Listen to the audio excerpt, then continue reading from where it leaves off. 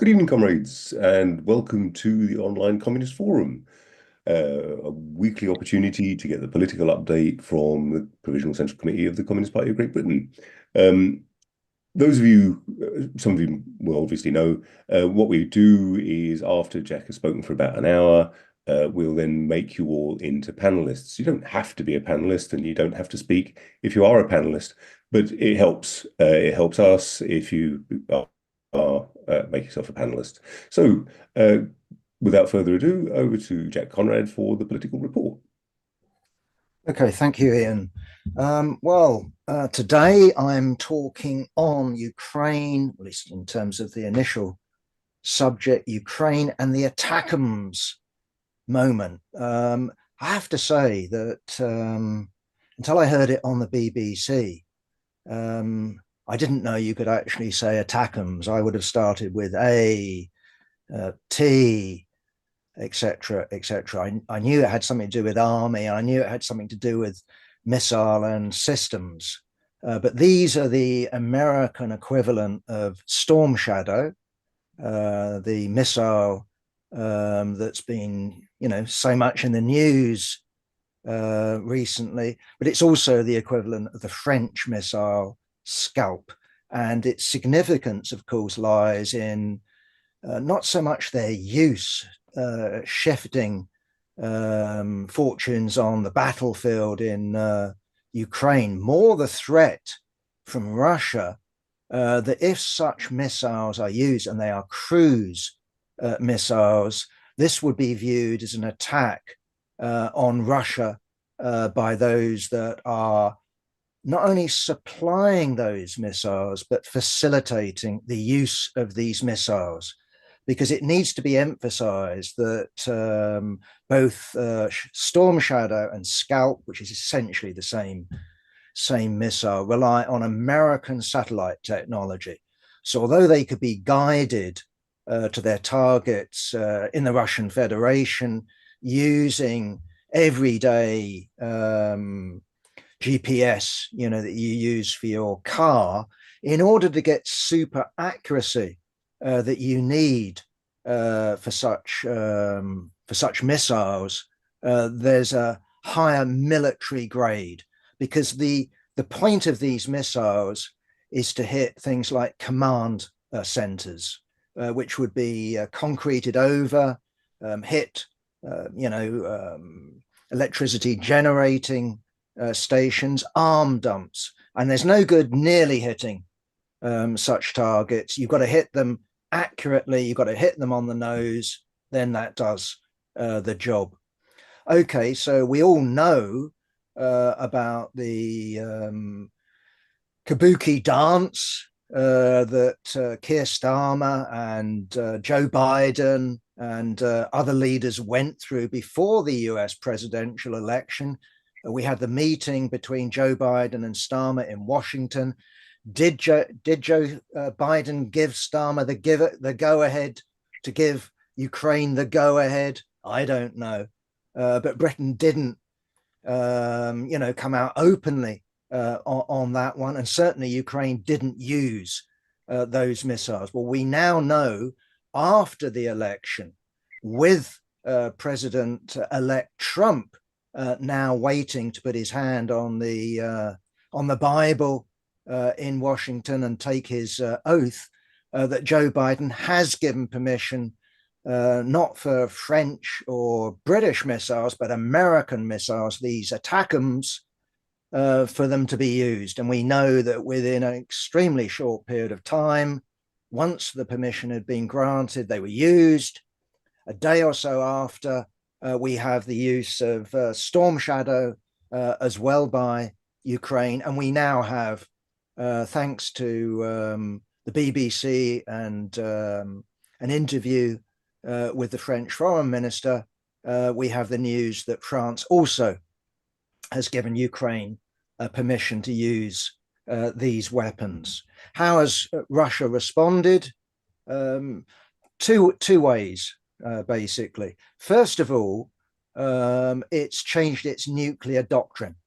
And it's gone from a situation of where, in order to use nuclear weapons, the sovereignty, the existence of the Russian Federation has to be at stake.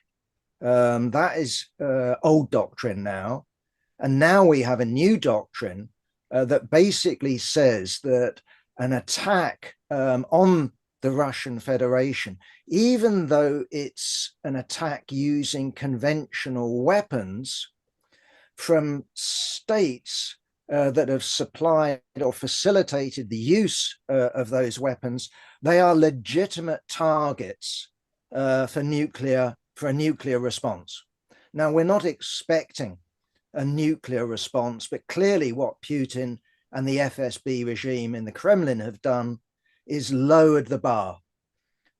In other words, Russia, in terms of its response to these attacks from Ukraine, is saying we are threatening you with the use of nuclear weapons. The second thing that the regime in the Kremlin did is launch, and I've tried to get it right, Ian will correct me because he's a Russian speaker, they launched a Orshnik missile. That's the nearest I'm going to get to it. And apparently that means something like a fir tree missile. Now, these are intermediate range missiles. And I'm guessing, I haven't actually looked it up, and I'm guessing that these missiles were legitimate missiles to have in some loophole that was left from Cold War missile limitations treaties. So Russia and the United States agreed a limit on intercontinental missiles, and these particular intermediate missiles are a sort of downgraded version of an intercontinental ballistic missile. So to be a intermediate range missile, the maximum range is 3,420 miles. Intercontinental ballistic missiles have a range of something over 5,000 miles. Either way, these particular missiles go ultra fast. So we're talking not at the sort of pace of a cruise missile, i.e. ATACMS, Storm Shadows, Scalps. We're talking considerably faster than that. So again, you can read figures of 10 times the speed of sound, 11 times the speed of sound. So hypersonic missiles. And also, what is a particular feature of these missiles is that mid-course, they're maneuverable.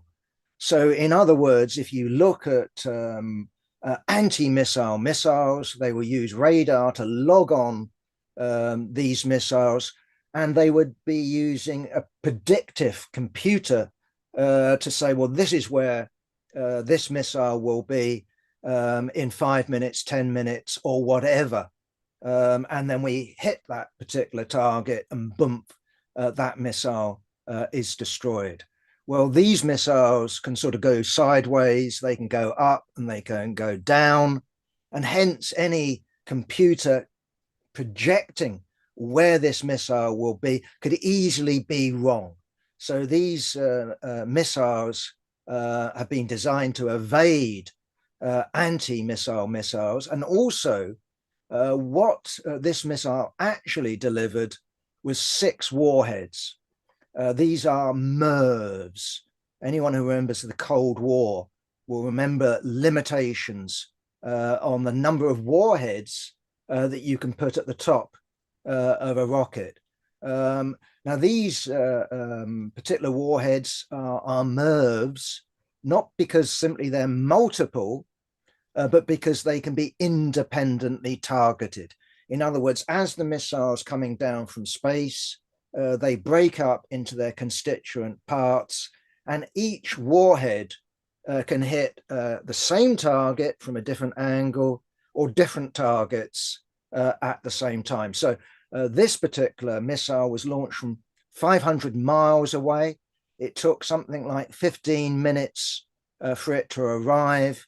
and it hit 6 different targets in the Ukrainian city of Dnipro. What's interesting, and it shows you the sort of carryover that we're still in from the Cold War and the sort of treaty age, is that the Americans were given 30 minutes notice before this missile was launched. And I presume, I'm only guessing, I haven't looked it up, and I'm sort of just going, that must be because there's a treaty obligation that if you're launching a strategic weapon, a genuinely long-range missile, even though it's called an intermediate range missile, you're under an obligation in order so you don't start a generalized nuclear exchange to say that this is what you're doing.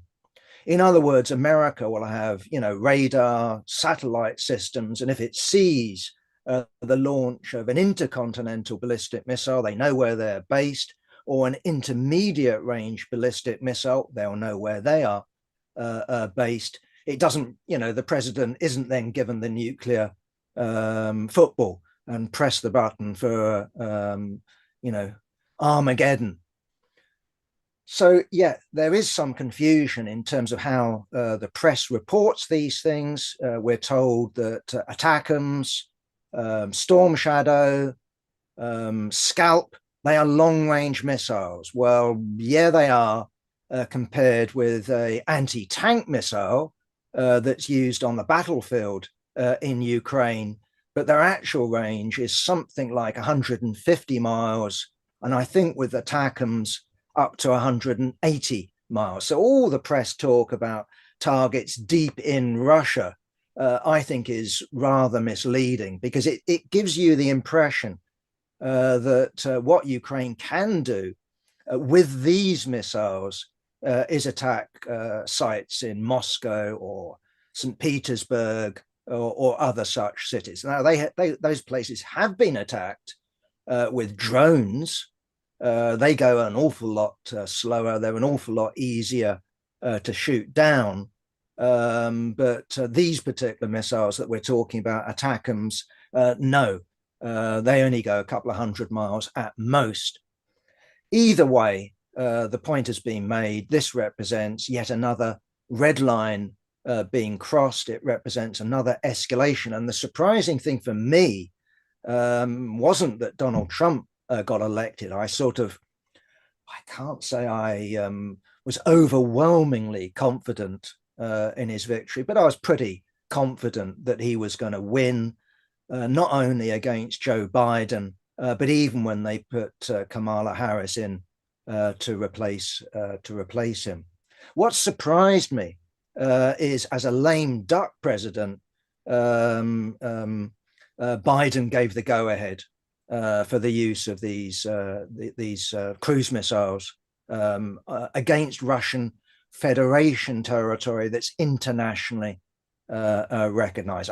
That did come as a surprise to me. So, in other words, we need to think about the use of these missiles as more actually about targeting Donald Trump's incoming administration rather than simply, command posts, arms dumps, fuel supply silos in the Russian Federation. Because we all know before Donald Trump was elected, he was promising that within 24 hours of being elected president, he would solve the Ukraine war. Well, no one took that one seriously. It would have to be pretty crazy to believe that. But nonetheless, I think we should take seriously his promise to force, and that's the right word, force Ukraine to the negotiating table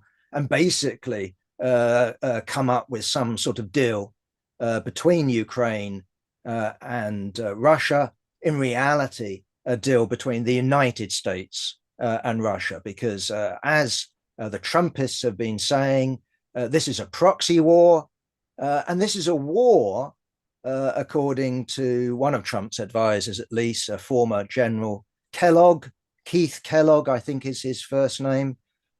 He's saying this is a proxy war, but also a proxy war that's reached a stalemate. And Biden has been continuing this war against Russia in spite of the interest of Ukraine has in peace, and in spite of the danger of further escalation. So Trump is coming in and he's saying there will be a deal, land will go. He's saying, and his advisors say, Crimea, that has to return to Russia. I say return to Russia. It was under Khrushchev, if I get my dates right, it was 1954 that Crimea transferred to the Ukrainian Soviet Socialist Republic. Russia's right to have a base in Crimea, Sevastopol, was recognized on I think a 20-year lease, or was it a 40? No, it's a 40-year lease. The Trump administration, the incoming Trump administration, is saying, give it back to Russia. Yeah, the majority of people there speak Russian. The majority of people identify with Russia. Okay, maybe the referendum was rigged after 2014, but very few people doubt that you would still have had an overwhelming vote to join the Russian Federation, not least because in 2014, not only did you see the CIA engineered Maidan coup, but you also saw fascist gangs marauding throughout Ukraine. So, for example, today's Azov brigade was initially a fascist militia. There were many such fascist militias targeting Russian speakers, obviously, particularly in the East and in particular in the South. So these people weren't propelled by Russian bayonets into unity with Russia. They were propelled into unity by fire bombings, by assassinations, by beatings meted out by fascist gangs in Ukraine. Either way, there's talk of other land for land deals. So perhaps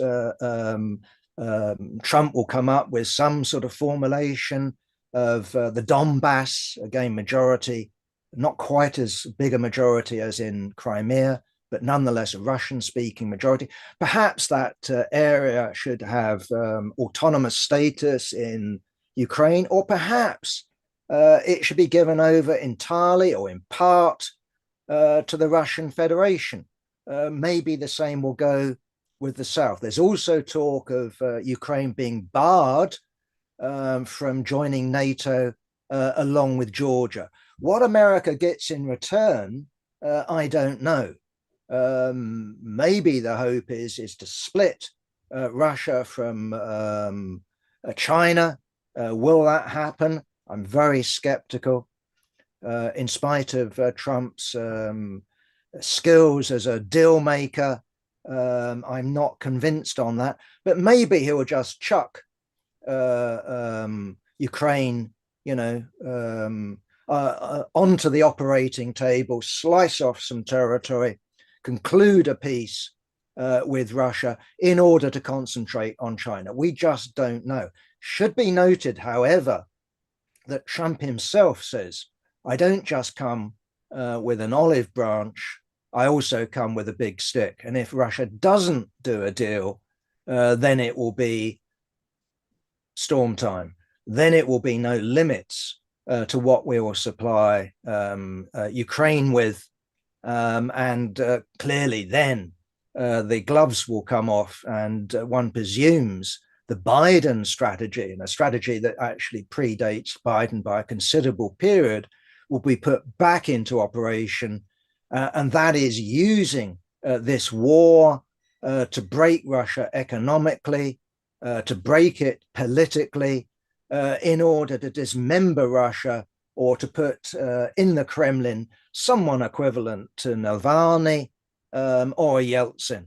Either way, that would then surround China, and China could then be dealt with much more easily in terms of US strategists. We just don't know, and none of us should pretend that we do know, because it's entirely unpredictable. Not only have you got perhaps, not only do you have a highly unpredictable president, you also have a highly unpredictable situation. You know, what will happen to Putin? What will the FSB regime do? What will happen, you know, to the Zelensky regime if he does do a peace treaty, an unequal peace treaty with Russia? Will he be overthrown in some Azov brigade coup? Will he be accused of being a traitor? All of those things are possible, and we don't know, and therefore we just say we don't know. But the danger hasn't gone away, and that is the important question here. That you know, Trump comes talking peace, but the danger is that we could suddenly yank forward, and we're into a full-blown NATO Russia war. After all, one of Trump's proposals is to freeze the conflict and to have a buffer zone going along the entire 800-mile front between Ukraine and Russia.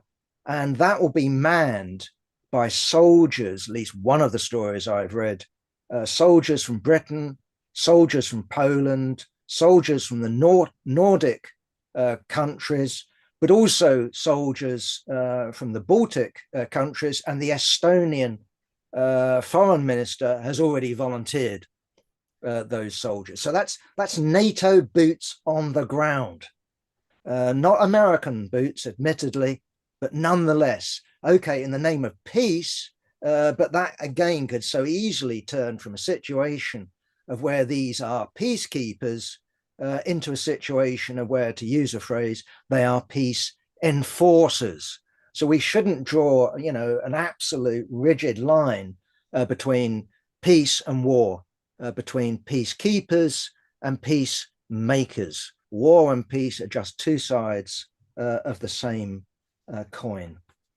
Okay, now the excuse, and it clearly is an excuse for Biden, is the reason I gave the go-ahead for the use of these ATACMS was the presence of 15,000 North Korean troops in Kursk. Now, everyone here knows about Kursk, the Ukrainian incursion, the capture of a sliver of Russian Federation territory back in August.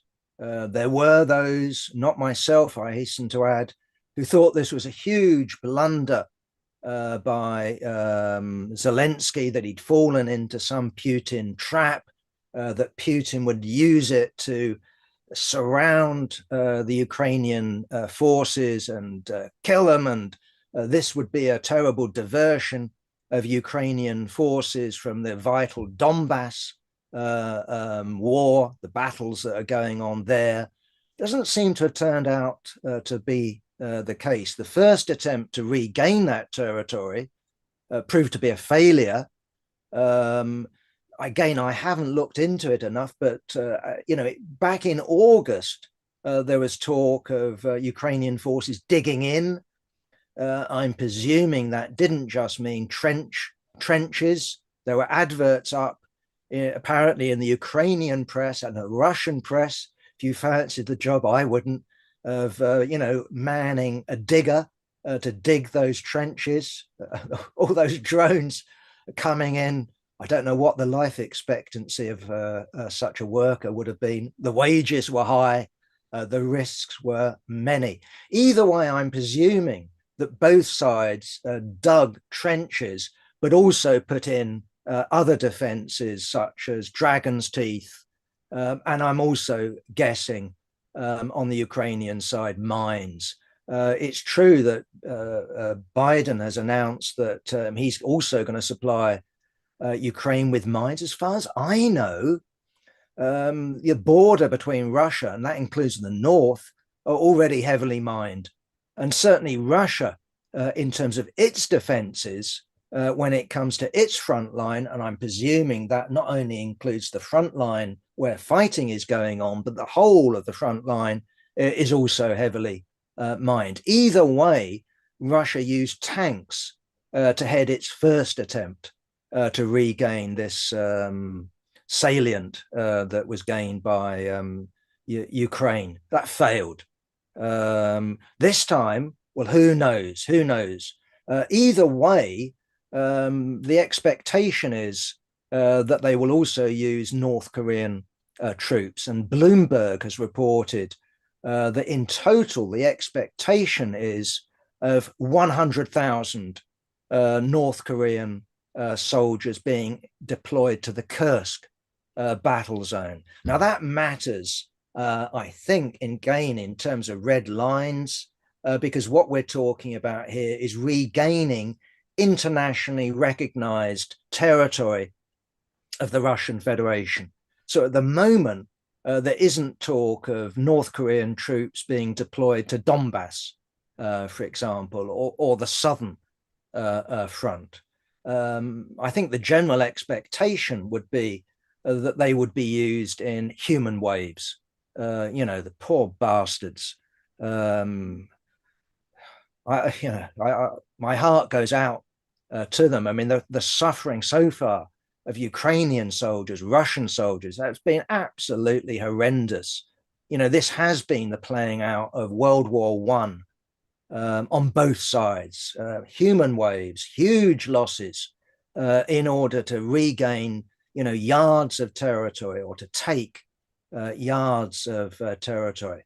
And so, at least my guess is that Kim Jong-un says, well, I'll give you 100,000 troops, use them, in the meat grinder that Kursk will become.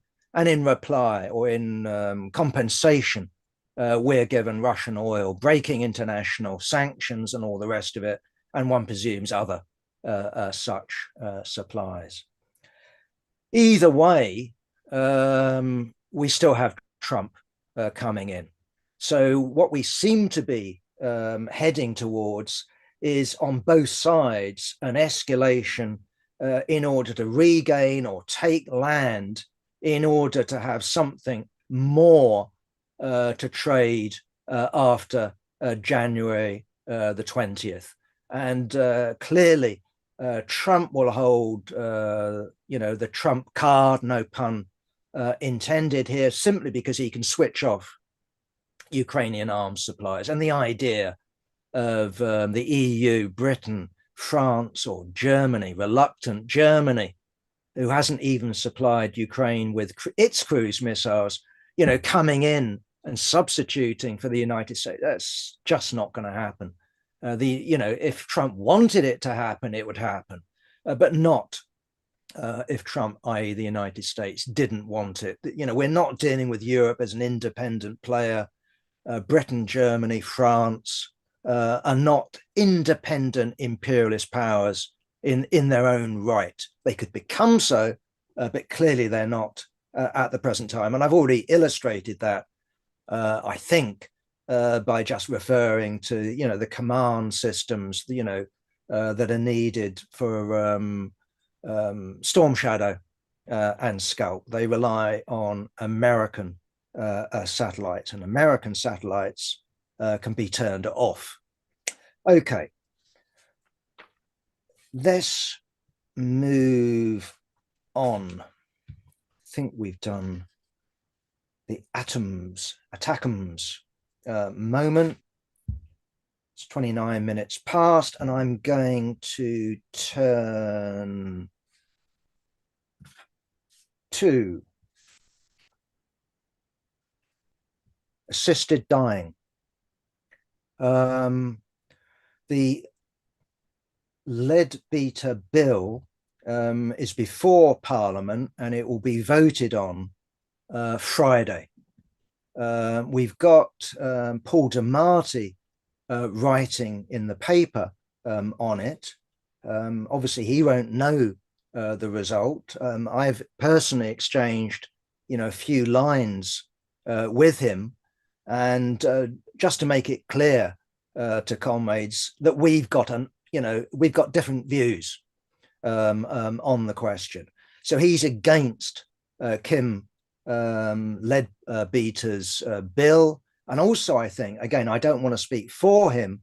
I also think that he's against the principle of assisted dying. Well, you would have gathered already that doesn't apply to me. Now, I readily accept, and I think that's in the legislation, that there ought to be all manner of, to use an Americanism, I think, handrails, guards to stop, assisted suicide and assisted dying being misused. And my understanding is, so when it comes to mentally incompetent people who've been declared, these people cannot come to a clear decision on their own. So if I was suffering, for example, from Alzheimer's, I would be ineligible for assisted dying. If you're a kid, rule it out. There should also be guards against greedy relatives saying we want to get rid of old rich Uncle Jack with all those millions. Kill him off. We've got the will. Will inherit his lucre. So take him off to the clinic and give him the pill. There ought to be safeguards against that. And I think they're included. But I also think that we ought to think about this thing in its international context, because, okay, I haven't done a huge amount of reading around this question, but I've done some. And amongst the reading that I've done from Christian sites, and not surprising, I suppose, these Christian sites standing for the right for life are opposed to this legislation. Some talk about a slippery slope. So the Archbishop of Canterbury, Justin Welby, outgoing Archbishop of Canterbury, talks in those terms. I actually thought initially he was in favor of that legislation. I think I was wrong. Gordon Brown, the ex-Prime Minister, Diane Abbott, Labour MP, Sir Edward Lee, Tory MP, a whole load of people, are against this legislation. On my Christian site, they told me that most people out there in Britain don't consider assisted dying as top of their priorities. Well, I don't consider it the top of my priorities. But we're also told in other opinion polls that 75% of the population support it. And I suspect they support it because they've seen loved ones, dear ones, suffering horrendously at the end of their lives, or from an incurable disease such as cancer that's inoperable. I think we've all had some sort of experience like that. My mum died, for example, of cancer, and along with so many other doctors, my mum's doctor basically said, I'm going to pump you full of opiates. And she died happy. She died laughing. And I'm glad. I call that personally assisted dying. We have a border, don't we, between what's assisted dying and what's necessary medical treatment. I don't know. I think it's a gray line. Either way, I want the right myself, right? Just me as an individual, while I've got my brains, while I'm fit, while I'm healthy, while I'm not depressed, to have the right to say, if I went down with an incurable disease, if my brain started to go, I want the right to choose someone to say, there he is, this is what he said, this is what we should do. I want the right to take the pill. That's my right, in my opinion. Now, that's not forcing it upon anyone else. That's not advocating it as some general solution for the old and infirm. Far from it. In terms of my sites, and the reason why I say we ought to consider this internationally is my Christian site warned us that this bill of Kim lead beater is the greatest threat to life since the 1967 Abortion Act. And exactly the point. So what you'll have is a lot of people who are, attacking this bill would also, given the opportunity, attack the 1967 legislation that legalized an abortion. And that was with two doctors. You have to get the permission of two doctors before you have an abortion. So again, is that acceptable? Not to me. A woman should have the right to choose. As long as she's mentally all together, she should have the right to choose whether or not to deliver a child.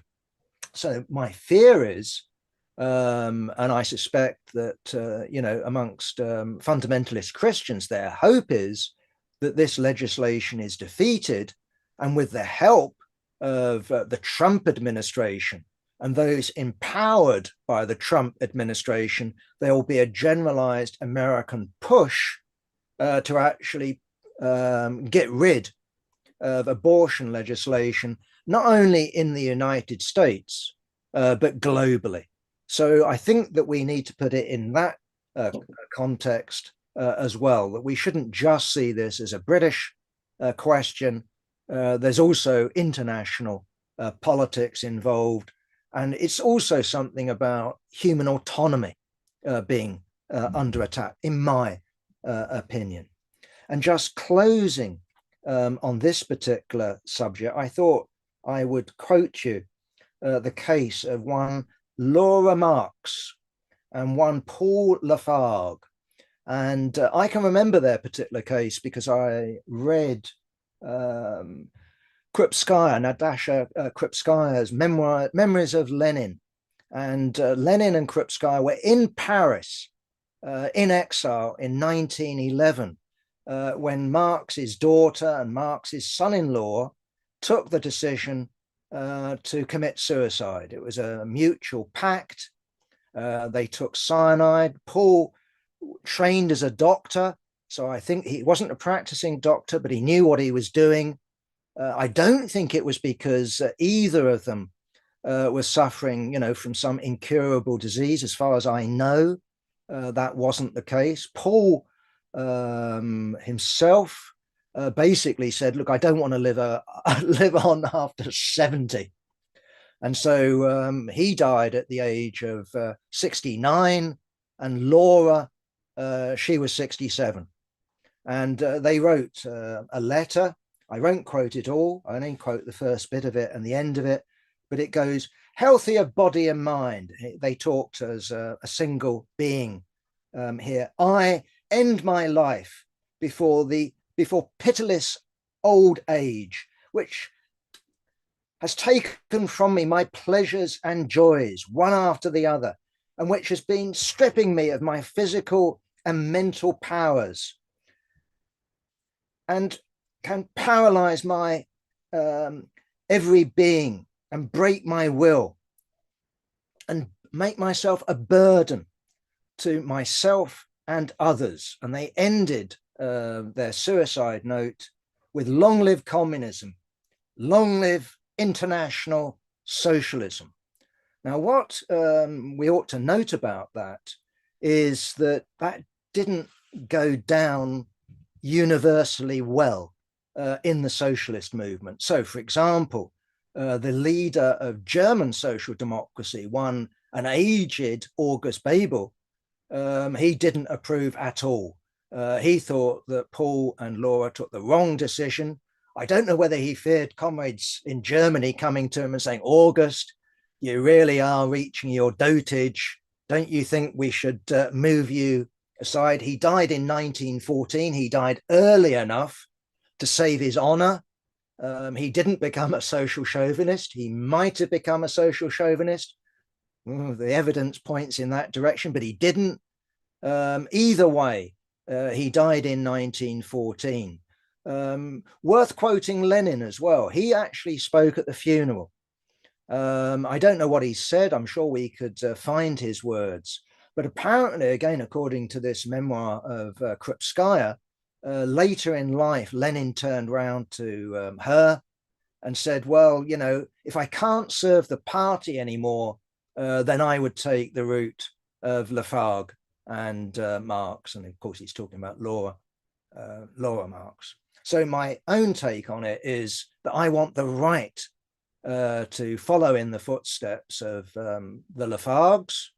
It doesn't mean I'm going to. I've already gone past my 70, so I'm not contemplating it at the moment. I don't see any deterioration in my physical health or mental health, but I want the right. I want the right to be able to make that decision while I am in mental, good health, while I am in physical good health. That's all. I'm not asking for anything more.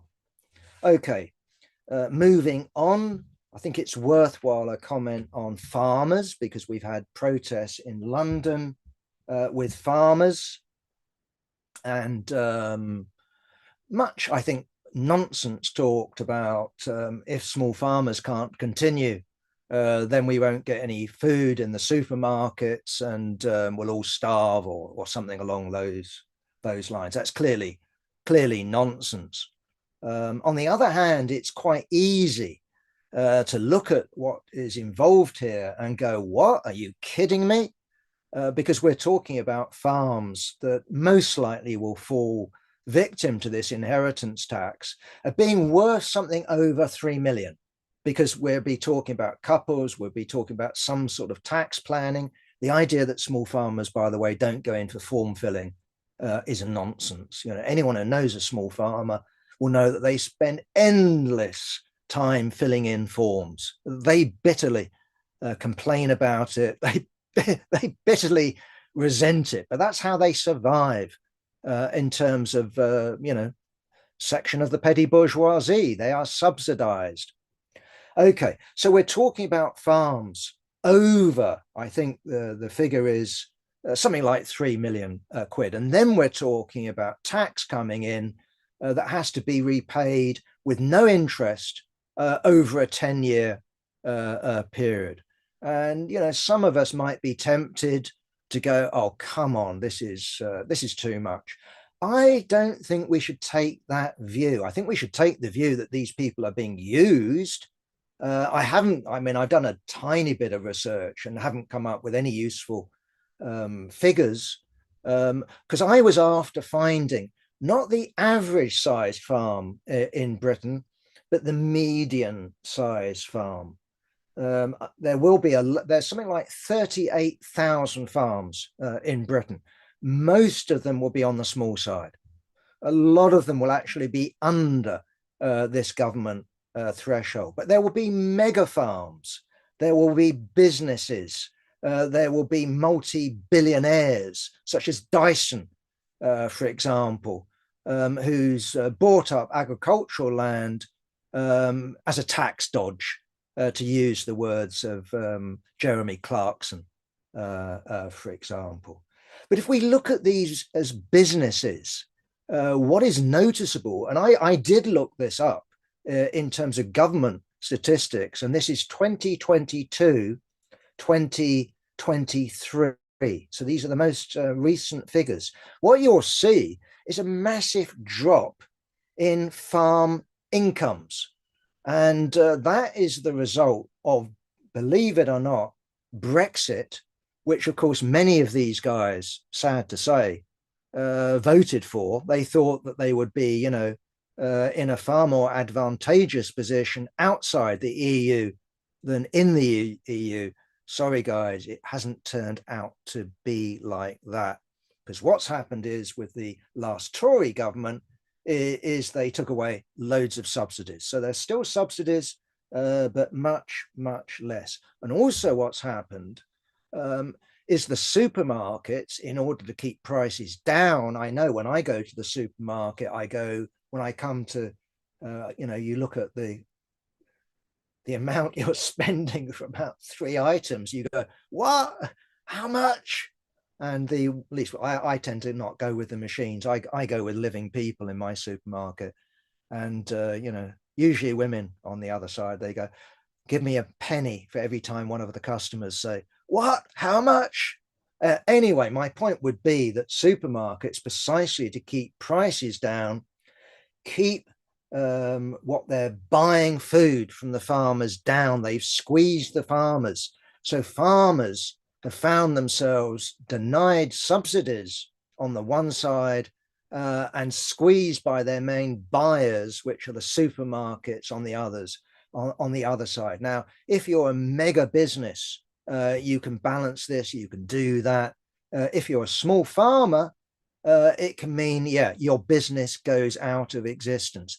Who's going to buy up the land? It's not going to be for development. You have to have planning permission for that. It will be one of precisely these billionaires or mega big farm concerns that will buy up this land. And meanwhile, these small farmers go out of business. Now, the approach that we take as communists strategically in the long term is not to defend the petty bourgeoisie as a class. But that doesn't mean in the short term that we don't favor special measures. We do favor special measures. So, we do favor, for example, fixing prices. The supermarket should be compelled to pay over realistic prices. They shouldn't lock in people into contracts that end up being completely draining on the incomes of small farmers. On the other hand, we favor cooperatives. On the other hand, when it comes to agriculture, the Marxist movement, at least in terms of the classic tradition, doesn't favor mega size. So when it comes to a car factory, as big as necessary. When it comes to a farm, because we're actually dealing with a living system, we actually favor medium-sized mixed farms. And I know you can't have that everywhere, but nonetheless, in terms of mono agriculture, in terms of factory farming, with tens of thousands of pigs or millions of chickens, Marxists for decent food, for food that is grown with nature as well as the consumer in mind, but also when it comes to the living animal, it recognizes that what we're dealing with is something with consciousness, not human consciousness, but something that suffers, something that feels. We should respect that. We should have a situation that what we eat has some sort of decent life. And when I look at how pigs are raised, when I look at how chickens are raised, and when I look at, I drink milk products, by the way, cheese, yogurt. When I look at how cows are raised, I must admit I'm revolted by that. Either way, we want a situation where the working class champions the right of small farmers and doesn't allow big business to use small farmers as a social battering ram against this right-wing Labour government that looks like, at least as far as the ruling class is concerned, a weak government.